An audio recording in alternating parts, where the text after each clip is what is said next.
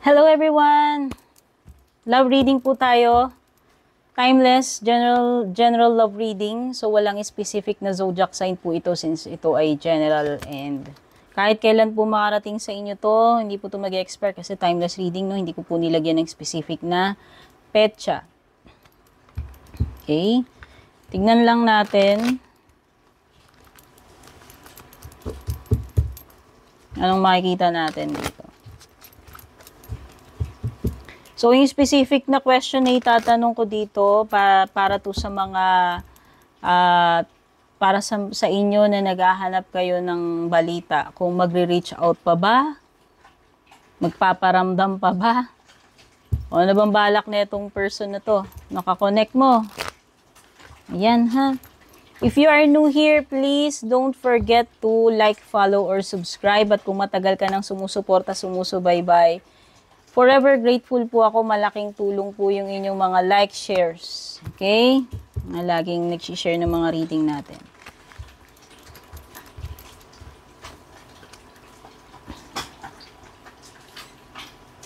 I don't think makikipag-communicate sa'yo to.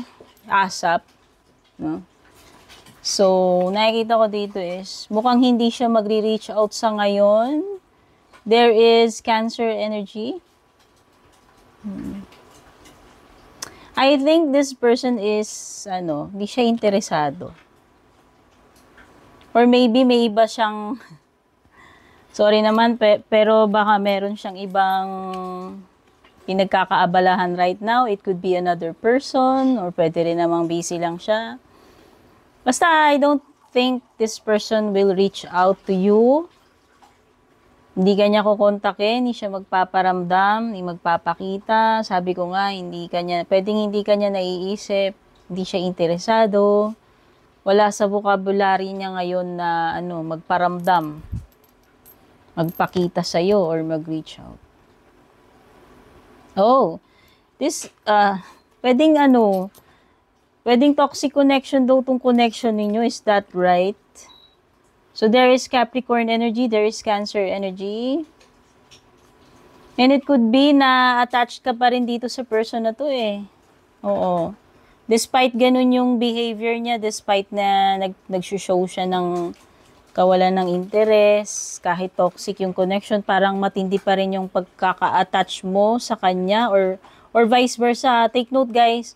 Bahala na kayo mag-connect the dots, no? Kung energy mo ba yung tinutukoy dito or energy ni person, kasi wala akong control doon. Kayo din ang nakakaalam ng love story ninyo.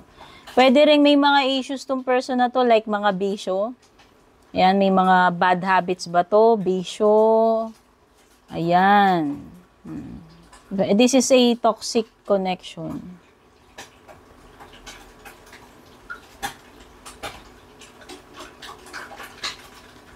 Okay, so possible na itong person mo is,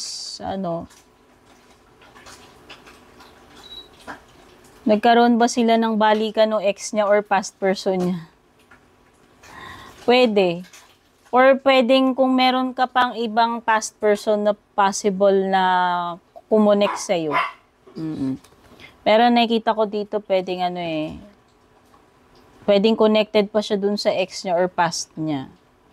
Or kung meron mang ikaw past or ex na pwedeng kumo-connect din sa iyo. So, medyo complicated itong situation ninyo, Or pwedeng surprise, ulat, yan. Sorry dun sa biglang tumunog, biglang nag-play yung biglang nag-play yung video ko eh. Kung may marinig man kayong ibang yung boses ko na nagsasalita.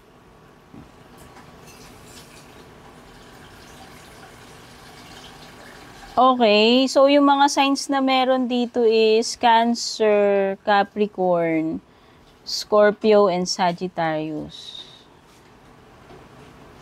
Whoa! And if you will try to confront this person, babarahin ka lang yan.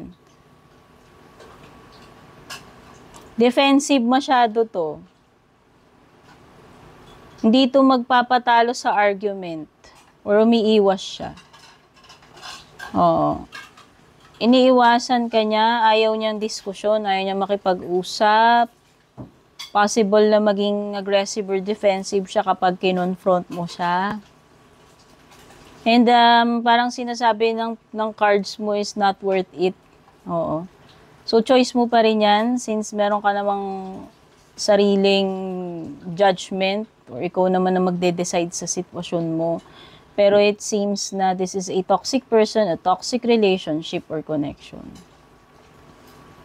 Pwedeng friends with benefits, basta something na ganun eh. Codependency or pwedeng may mga bisyo, sabi ko nga, napaka-unhealthy ng connection ninyo or unhealthy na yung nangyayari, toxic na, hindi na, alam mo yon, hindi na good magstay sa ganitong klaseng relationship. That's why sinasabi nga ng card mo rito, it's not really worth it, no?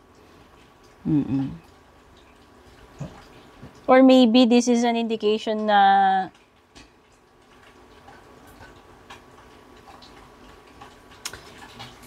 kung hindi nagwo-work, try mo yung different approach. Kung talagang ayaw mong tigilan, halimbawa, gusto mong mag-reach out sa kanya. Try mo sa mother time or try mo yung different approach dito sa person na to. Kasi nakikita ko is rejection eh. Or pag-iwas or hindi siya interesado sa ngayon. Pero choice mo pa rin yan. Pero kung talaga ipipilit mo, yun lang yung masasabi ko. Try mo yung different approach kung magwo-work. Pero mukhang, I'm not sure kung magwo-work. Ayan o. Wala eh. So, nakikita ko dito, pwedeng may panibagong simula pa parating sa'yo. Or pwedeng itong person na to, nagsimula na siya ng romantic connection sa ibang person. Kasi nga sinasabi ko nga dito, parang ex niya or past person niya, nakakonect niya sa ngayon. So, pwedeng nagsimula na yung connection nila actually. Kaya kung ikaw ay still holding on, hoping na magre-reunite kayo, magre-reconnect kayo, or babalik siya sa'yo, magre-reach out sa'yo, sa tingin ko, hindi. Hindi talaga. Kasi parang, nakikita ko nag-start na siya ng another chapter niya with ibang person. And ang nakikita ko nga dito, pwedeng past person or ex niya to. So wala. If you are still hoping or expecting na mabubuo uli kayo, magre-reach out siya, magpaparamdam siya, malabo sa ngayon. It's unknown. Yun yung sinasabi ng full card mo. Okay, so yan yung mga na-pick up ko sa inyong general love reading. I hope makatulong sa inyo to. As always, yun naman ang hangad ko. Mabigyan kayo ng clarity, kasagutan, or makatulong man lang sa kung paanong paraan yung aking mga readings. I love you all. Take care. God bless. Babush. Don't forget to like, follow, subscribe, pakishare na rin itong ating reading.